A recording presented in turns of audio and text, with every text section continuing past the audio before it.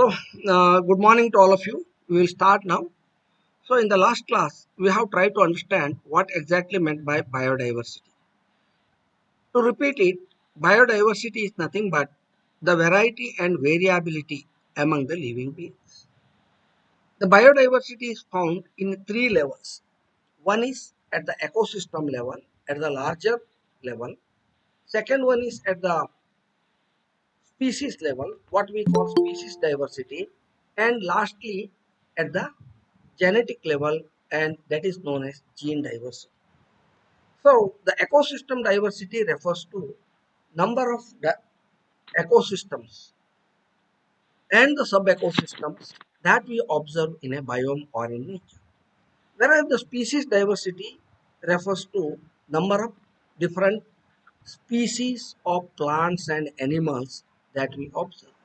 But when we come to the very subtle level, that is the genetic diversity, it is the total number of genes that we present. The genetic diversity is very, very important in any of the species.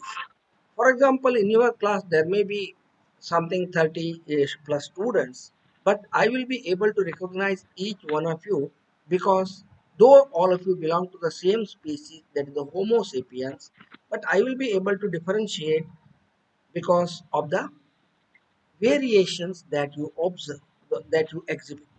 Suppose if you take anything, any species, the genetic diversity is responsible for the varieties, especially the variation.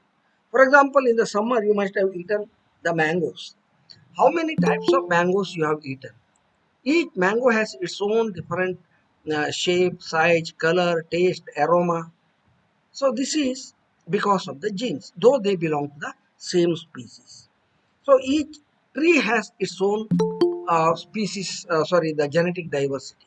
So that is what we call species diversity. And all of you know that this diversity is not uniformly distributed all over the world. There are certain countries which are very rich in biodiversity, especially those countries on the equator or on either side of the equator, and that is coming under the tropical region.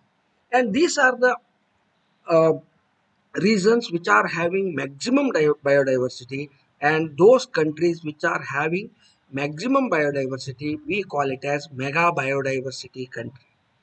In a mega biodiversity country also, within a country, for example, India is one such country which is uh, categorized under mega biodiversity country, but the diversity is again not uniform. There are certain pockets or patches where you will see highest richness of this diversity. For example, if you take either the Western Ghats where we live, or the northeastern forest, sub-Himalayan northeastern forest, these are the richest locations or the regions in India where the biodiversity is very, very high. And such locations are known as, or such places are known as the ho- hotspots of biodiversity. And in India, we have totally four hottest hotspots of biodiversity, out of which two are exclusively in India. One is the uh, Western Ghats, and another one being the uh, northeastern forest. And we have two more uh, biodiversity hotspots, but we are sharing that with the other countries. So then, how to decide a particular country or a place as hottest hotspot of biodiversity? There are one is the richness of the species as well as the ecosystem. Not only that, how many of them are endemic is very, very important. What do you mean by endemic? The species with restricted range. If a particular species is found only in a particular area, not elsewhere, such species are called as endemic species. To give one example, a pit viper, Malabar pit viper, which is found only in the Western Ghats. So that's why uh, for Malabar pit viper is endemic to Western Ghats. Or it can be line-tailed macaques. In Kannada, you know, Singadika anta ಹೇಳ್ತಿರಲ್ಲ. That is found only in the Silent Valley in Kerala, and Aganashini and Sharavati Valley in Uttara Kannada. Only in two areas they are found. So that's why it's not wrong if you say that these lion-tailed macaques are endemic to the Western Ghats. So a species with restricted range, we call it as endemic species. For example, if you come to India, most of the amphibian species, almost 40% of the amphibian species that we observe, that is endemic. So this endemicity also decides or plays an important role in declaring a particular area as hotspot of biodiversity. Now, I will share the uh, slide with some of the slides, and then you can see those slides, and then it will be more useful and more understanding. So now the question is why this biodiversity is very, very important. So I might have told you the biodiversity is very, very important because of uh, some very important things. ಕಾಣ್ತಾ ಇದೆಯಾ ನಿಮ್ಗೆ? Hello, slide ಕಾಣ್ತಾ ಇದೆಯಾ? Yes, sir. Yes, sir. ಆ, Yes, sir. ಕಾಣ್ತಿದೆ sir. ಕಾಣ್ತಾ ಇದೆ. Okay. Why biodiversity is important? See, entire life of human being depends on biodiversity. Whatever the food that we eat, whatever the fodder the cattle eat, whatever the fruit that we eat, even the fuels, either it may be coal or it can be petroleum product, how they have formed. A long time back, they when the glacier, because many of these trees got buried in the earth and later turned into the fuels. So that's why fuel, timber, and many of the medicines are the contribution from biodiversity. So that's why uh, whatever the things where we eat, whatever the things these cattle or our domestic organisms eat, and totally I should say that our medicines that we take, we are totally depending on biodiversity. Without biodiversity, the life would have been something totally different, and no life would have been there. Human life, I'm talking. Then biodiversity has also lot of commercial value. One is I have told you the oil. Either it may be the cooking oil or the fuels. They are contribution from biodiversity. Fertilizers that we use. Fertilizers in the sense the manures. Then they are also extracted from many plants and animals and all those things.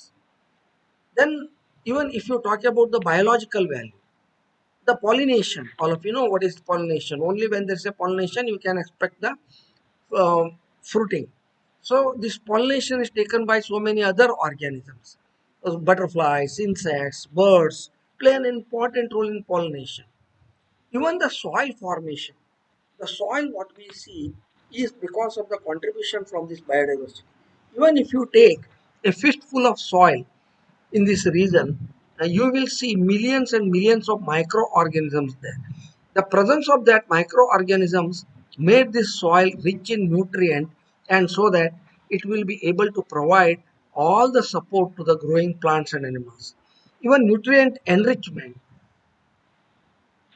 recreation value, probably which cannot be measured in terms of money.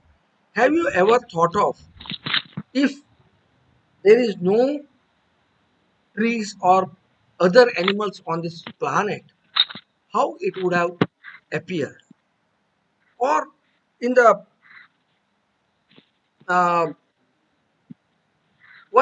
another example I can give you, the recreation values which cannot be measured in terms of money.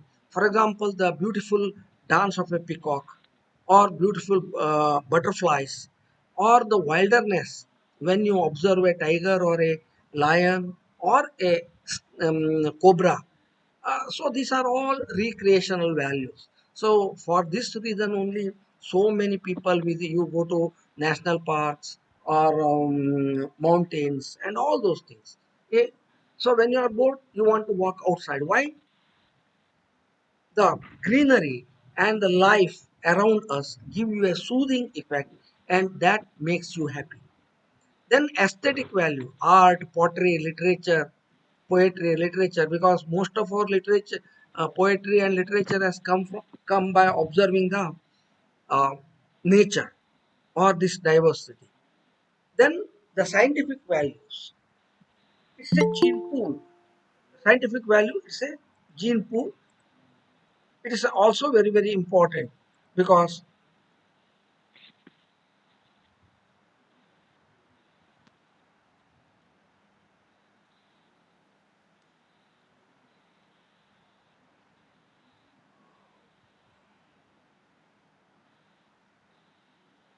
say gene pool is a very, very important thing because there are many genes nowadays. It is the era of biotechnology where we will be able to make use of the genes for betterment.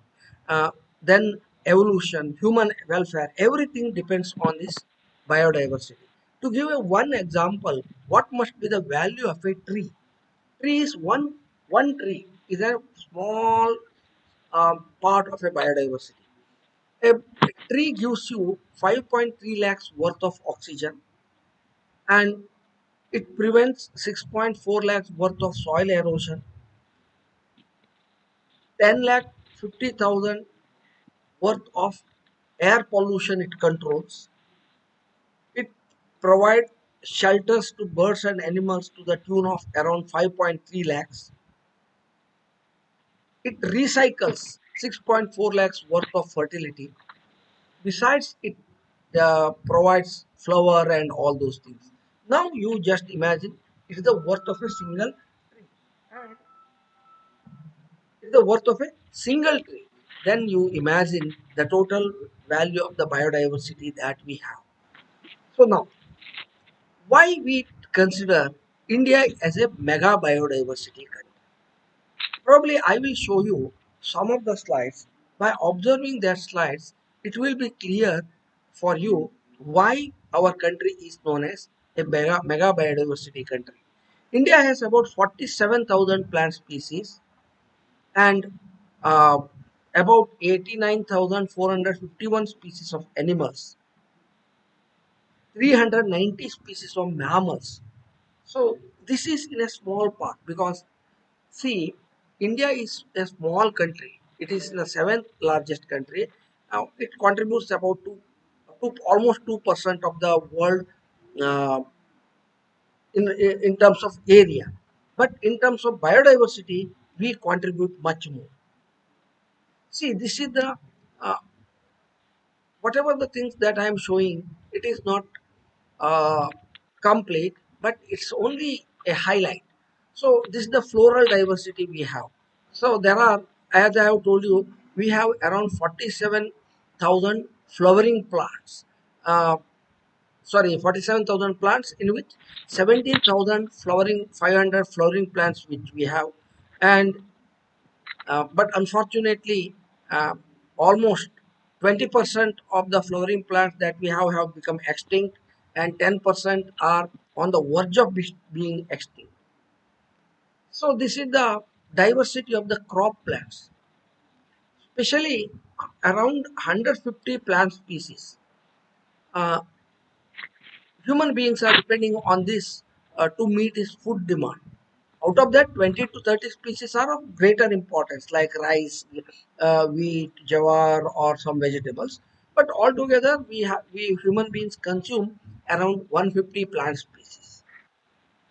So that's the diversity of crop species that we have. So then, in India, we have wild relatives of cultivated plants. I don't know whether in the last class I have told you. These are the wild relatives. What do you mean by that? Uh, Many plants we cultivate in agriculture or in horticulture, but there are certain plants which look similar to them and they are found in the forest. Uh, I don't know how many of you have seen the wild banana in the forest. Banana is a cultivated one, but the wild banana that you observe in the forest is the wild relative of that. Or um, all of you must. maybe many of you are maybe having jasmine plant in your home garden. Even in forest also, if you go, you will see the wild jasmine. That is the wild relative of your cultivated jasmine. To give one more example, uh, when you have seen the chicks being domesticated, chicks. But if you go to early morning to either from Kumta to Sissi or Siddhapur, on the way in the forest you come across lot of wild fowls. Kannadದಲ್ಲಿ ಕಾಡು ಕೋಳಿ. So this wild fowl is the wild relative of your cultivated domesticated chick. So this is very important because all our domesticated species have come from their wild relatives. And suppose if something happens to domesticated varieties, then again we have to depend on these wild relatives of these crops or animals. So we are rich in wild relatives of crops also. 51 millet, 104 wild relatives of fruits, 27 species of spice and condiments. So like medicinal plant, and almost all medicinal plants are wild relatives. So then I will give you the diversity in the food that we eat. So this is the sorghum, jola anta karitiralla. See, this is how many varieties of sorghum you can see. Different shapes, color, race, seed color, drought tolerance. So these are some of the uh, selective ones. Even the diversity of sorghum is much more than what you observe on the screen. So in uh, India, you know that rice is the major staple, Oreja sativa. So in India, there are more than 50,000 varieties of rice. 50,000 varieties of rice. Why in India, in Uttara Kannada only if you take, we have documented more than 1,700 varieties of rice. Starting from aromatic rice to uh, medicinal rice. Cooking quality also different. The shape, size, probably see. This is one example. Variability in the rice in India. You see the size, color, shape of the rice. There are more than 50,000 such varieties. As I have told, in Uttarakhand only we have 1,700 plus varieties. Even many of them, if you observe, it is very hard for you to believe it is a rice variety. So this is the diversity of rice. Then all of you love to eat sugar or jaggery, and you know that it comes from the sugar cane, that is Saccharum officinarum. See how many varieties in genetic diversity of sugar cane is 2,126 varieties of sugar cane. Here, as an illustrative purpose, I have shown you some of the varieties. But altogether in India, we have 2,126 varieties of sugarcane. Then, yeah, the diversity of tubers, because our Western Ghat is known for tubers. There are 32,000 varieties of sweet potato, 28,000 of cassava, 11,500 varieties of yams, 6,000 varieties of taro. See, this is the cassava, sweet potato varieties. Even if you take the diversity of vegetables in India, we love to eat lot of vegetables. See, this is the diversity of brinjal. I have told you this, none of them are holistic. It is only a samples what I am showing. Brinjal, see how many varieties of brinjal you might have seen them. Many of them are not. We cannot believe that it is a. See the last one where my cursor is moving. It looks like a red this green chili, but it's a brinjal. See, few more varieties. This is the magnanimity of the diversity. Then bitter gourd. Many of you may not love to eat it because of the bitter taste, but certainly you will appreciate the diversity. Bitter gourd, cucurbitaceae members, pumpkins, yam, pumpkins, especially.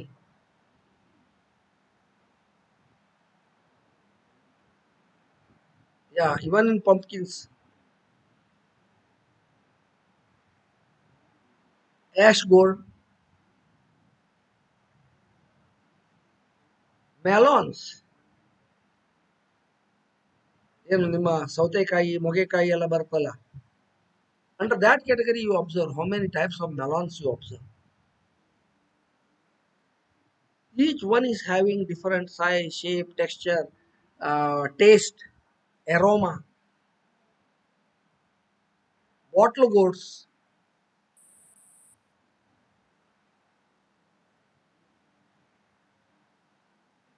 even in the ridge gourd,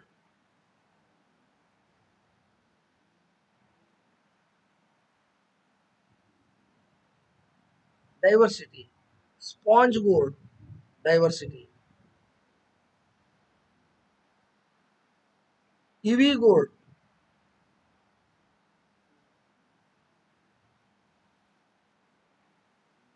drumstick. See again diversity in drumstick.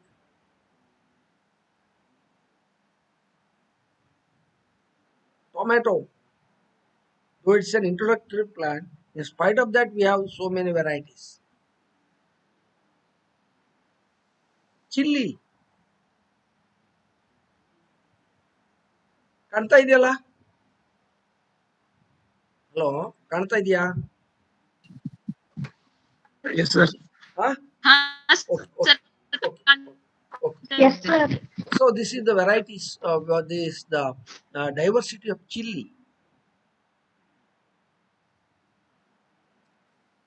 Okra,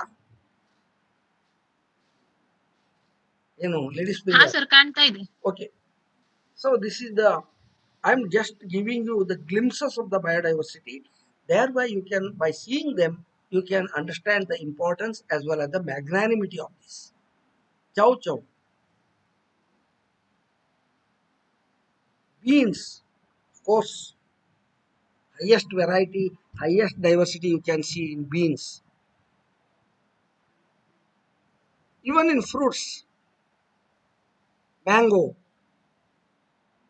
Here, most of the mangoes are the commercial one. Even if you go to these wild mangoes, the variety is innumerable. Each tree has its own variety.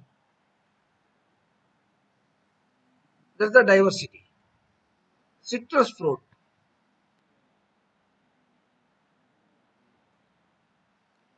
So, indigenous citrus fruit, there are 6 varieties. Banana.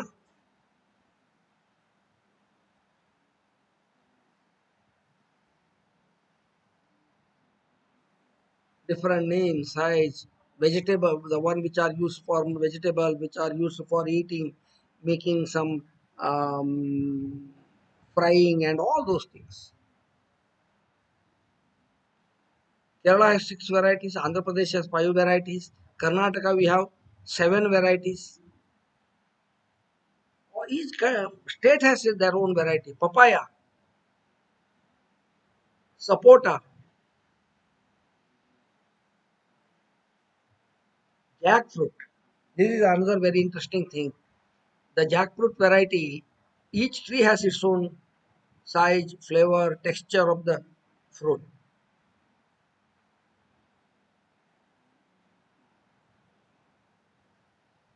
Spices, if you take, India grows 50 different varieties of spices. It is the center of origin of pepper, black pepper, and cardamom. But we are the major producers of ginger, turmeric, chili. These are the, so this is the cardamom diversity.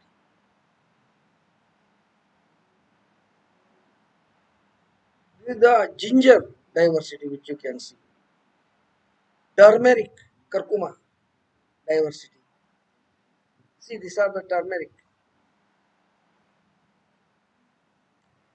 If you go to the oil seeds, again diversity is very very high. Rapeseed, mustard, uh, or it may be other uh, oil seeds, groundnut varieties. Even in coconut variety, you can see so many varieties of coconut. 19 varieties of coconut are found here.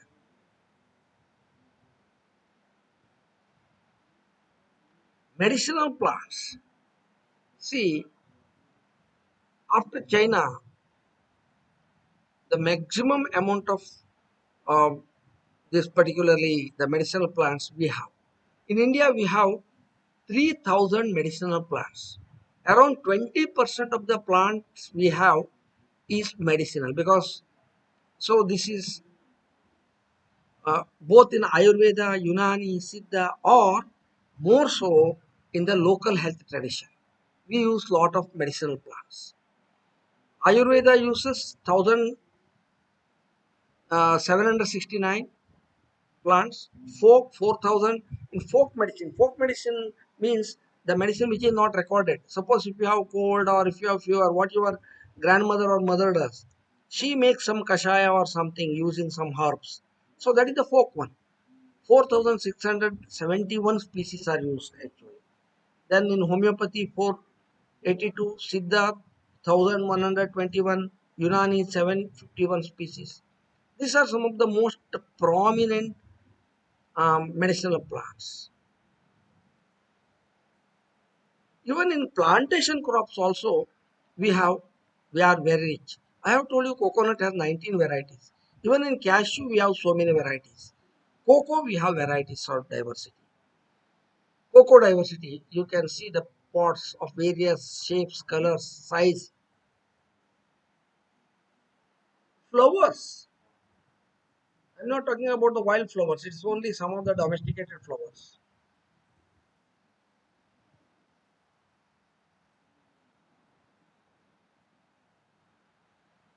Then, if you go to the soil biodiversity, which is very, very important for the recycling as well as the nutrient enrichment is concerned, the soil diversity is decided by many of the microscopic organisms.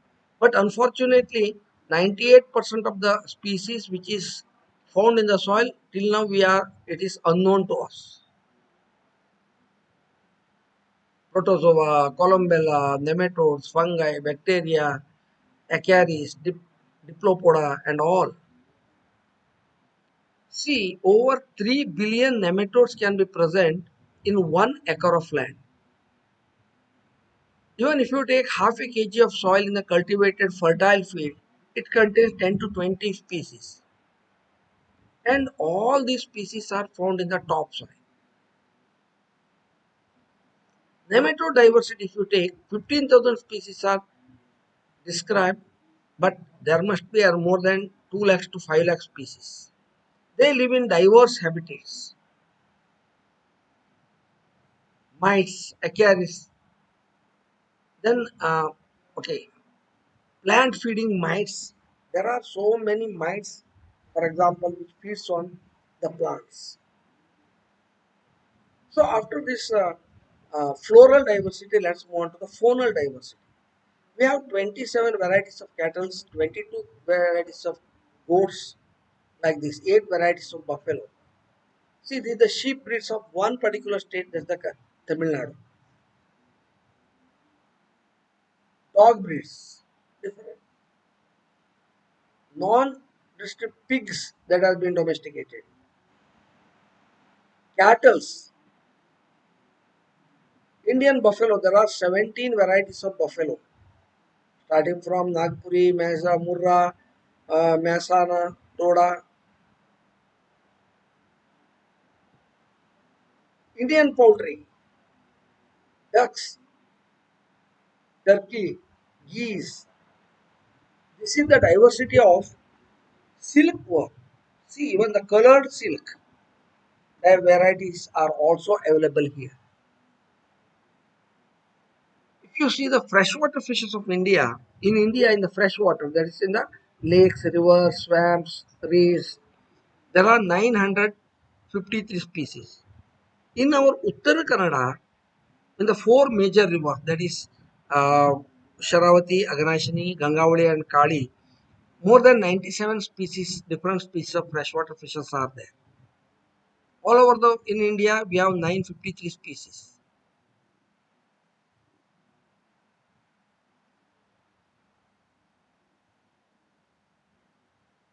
Ornamental fishes, if you see, 300 exotic fishes, and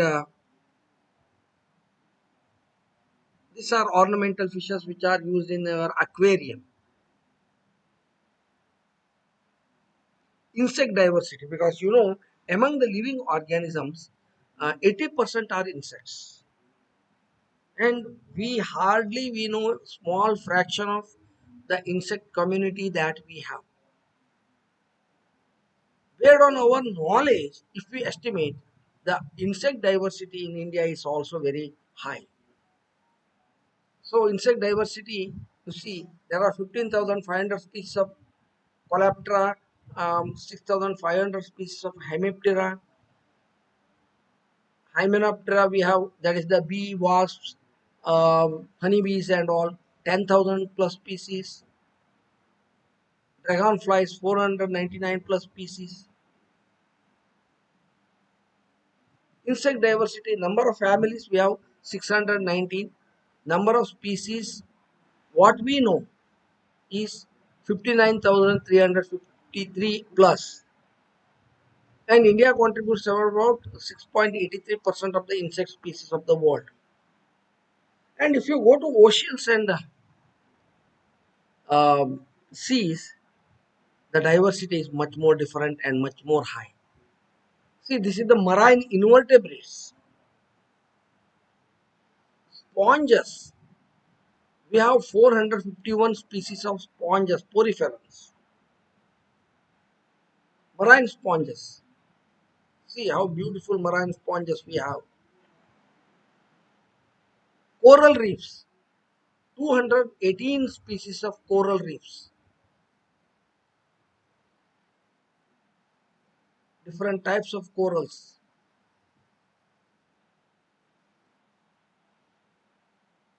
Soft corals. Crustaceans, if you see, 2,430 species of crustaceans. This is one about only the shrimps and prawns of India.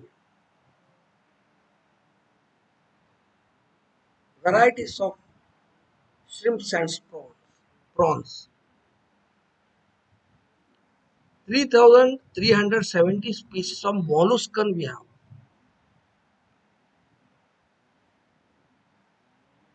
Diversity of shells, gastropod shells, starting from conch shell to various different shells. Oysters,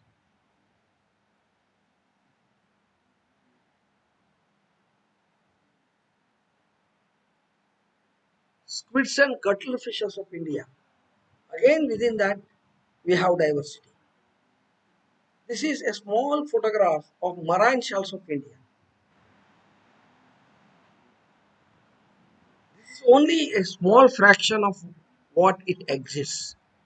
You are not here, all shells are not represented. This is just to give you an idea about the diversity of what we have. Echinoderms, 765 species of echinoderms, different types of starfishes, dollars, sand dollars, um, echinus, and all. Sea cucumbers, they are also echinoderms. Fishes diversity, 2,546 species of fishes are there, including marine, freshwater, 900 something, and all those remaining. Shark, rays, and guitar fishes, these are all cartilaginous fishes or chondrichthyes.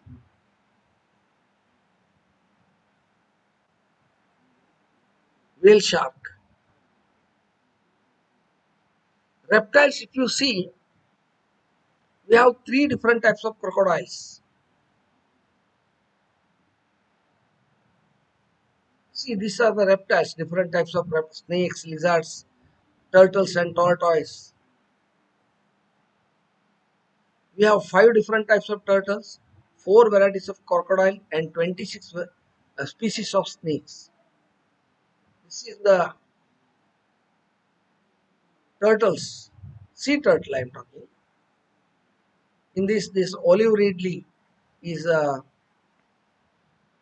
main important turtle. This is the one which comes to our shore also for laying eggs. So that's why we consider India as great in terms of biodiversity. Bird biodiversity. So in Indian subcontinent we have 1,232 species and 2,123 subspecies. In Uttara Kannada only we have more than 600 species of birds. And out of that 170 species, 76 species are endemic. They are found only here, not elsewhere.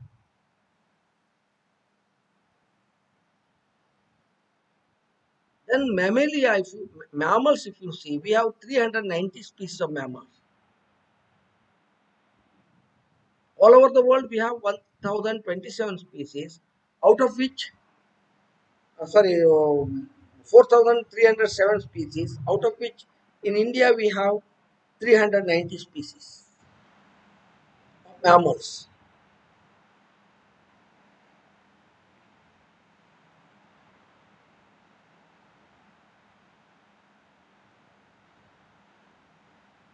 25 species of marine mammals, which includes whales, dolphins, and all.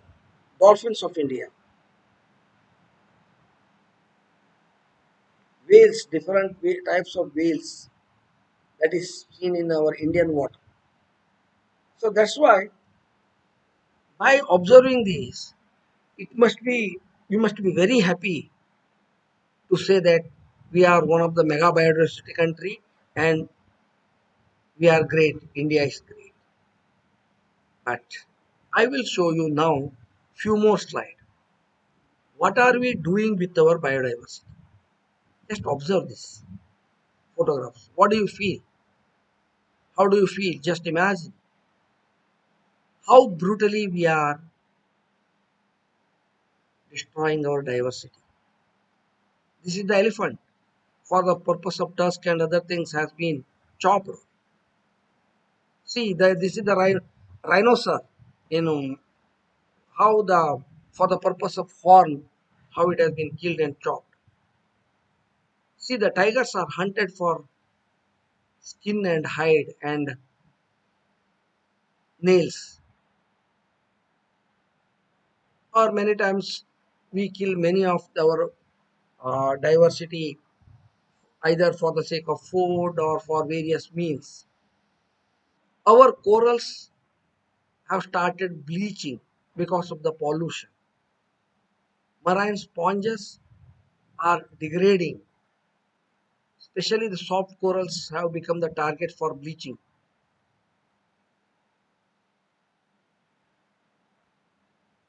Though we have large area and forest, 50% of our rainforests have been wiped out in the last 100 years. Most 70% of our wetlands are polluted. 40% of mangroves are wiped out for various reasons.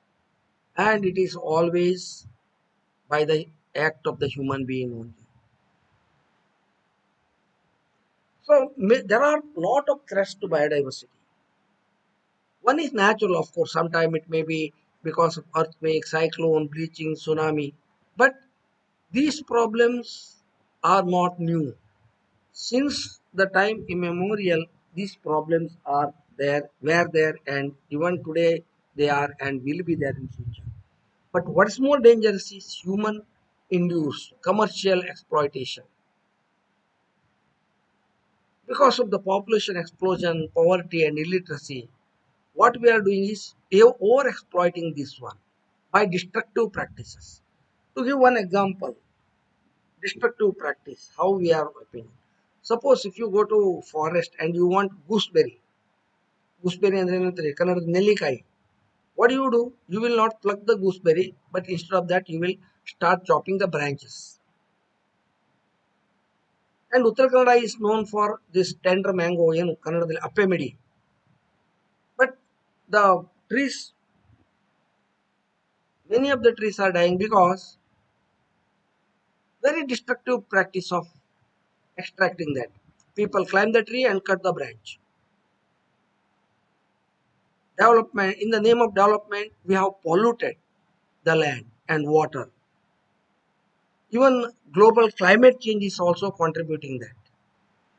So many islands have become vanished because of the rising sea level. Corals have started bleaching. Everywhere you can see the threats, maybe because of overexploitation, maybe because of industry, or very destructive practice of fishing, mining, population explosion, oil pollution by various means, poaching, hunting for flesh, fur, skin, horn, nail, or for recreation, forest fires, overexploitation of the resources.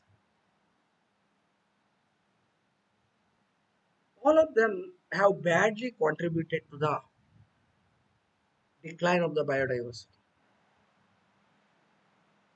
Especially the aquatic biodiversity is under more threat because of the pollutants that we release in the water. Population pressure, as a result, we are converting lot of forest land into agriculture cultivation area. Cities are coming up or expanding at an alarming rate. Many of the habitats in which this biodiversity is seen, this has been altered in the name of road construction, railway track construction, hydroelectrical project, mining by various names. Climate change, global warming, increased concentration of carbon dioxide, mining activities. All these things are happening. Why? It is only because there's a lack of awareness among the people and among the public. The direct impact of this loss of biodiversity will be on the global warming and climate change. Climate change is taking place. Even if you can see the rain pattern, since last 2 3 years, you might have seen there will be more rain in the month of September and less rain in the month of June. But usually, if you ask your parents, some few years back, we used to get maximum rains in the June, and in September, rain used to receive. But now the opposite is happening. It's an impact of global warming and climate change. Soil erosion. As a result of soil erosion, we are losing the soil fertility. Soil chemistry is changing. Physical structure of the soil is changing. As a result, the nutrient recycling is affected. Food chain is altered. Everything is happening. So, what the answer? Management or conservation. There are so many methods, so many practices which help us to conserve them. And one is we should protect the animals and the habitat in which they are living. People should get alternate employment sources. Fishing holidays to be declared, and policies and acts, management practices. So this is the some example of the species which are restricted and protected. Actually, you cannot fish them or harvest them and use them. It's a offense. Like that, we have declared so many areas as biosphere reserve, national parks, wildlife sanctuaries. Why? In order to give maximum protection. Even in marine region also there are protected areas. Wherever the red marks is, these are the marine protected area where you cannot go and even fish. Even World Heritage Sites. Some of the wetlands are declared as Ramsar wetland sites and protected. Biosphere Reserve. We are coming under one biosphere reserve, what we call Nilagiri Biosphere Reserve. Biodiversity Act is there. Plant Variety Protection Act is there. Patent Act. Then National and International Regime on Biodiversity, CBD, Convention on Biological Diversity has come, so that as a because of it's an international convention, each country should have its own biodiversity board and register the biodiversity and uh,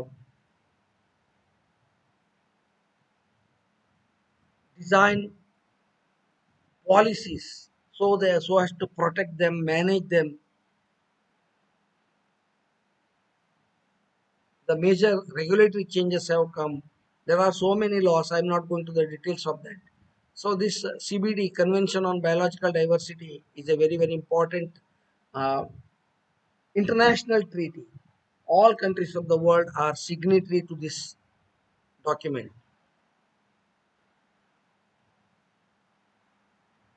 So many agreements are there. Global plan of action.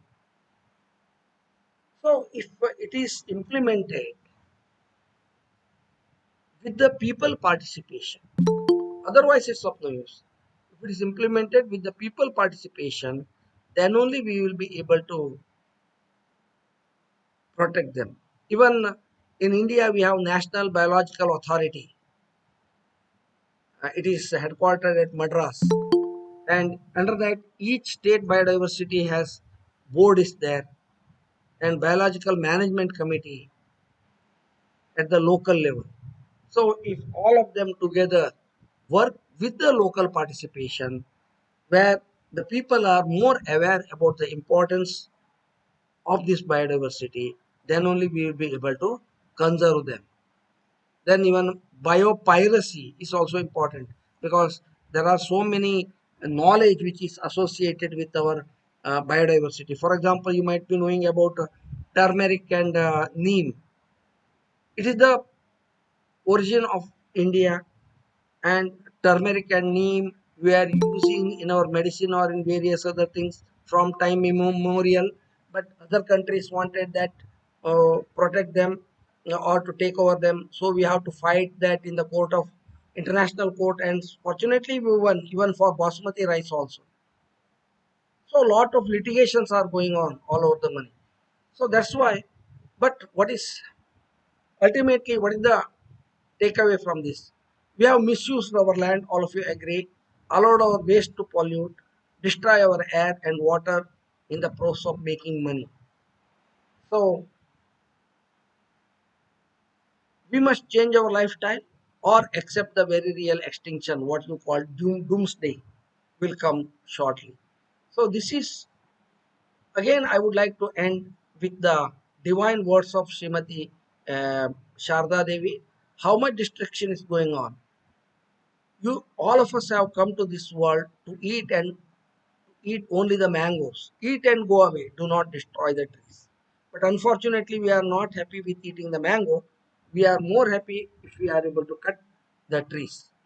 Even great ornithologist of India, Sri Salim Ali, Dr. Salim Ali has given, plants and animals can live without human beings, but human beings cannot live without animals and plants. So we will protect our biodiversity for our own cause, not for them. Plants and animals will be there even if the human beings are not there. But can you imagine a human being without these plants and animals? That's the most important thing. So even our previous president, he has given vision for the new millennium for biodiversity conservation. That Sri Abdul Kalam also said about this. And ultimately, in the end, I would like to thank you for observing this. And now, just tell me, Have you seen and heard what I have told? Hello, ಕೇಳ್ತಾ ಇತ್ತಾ?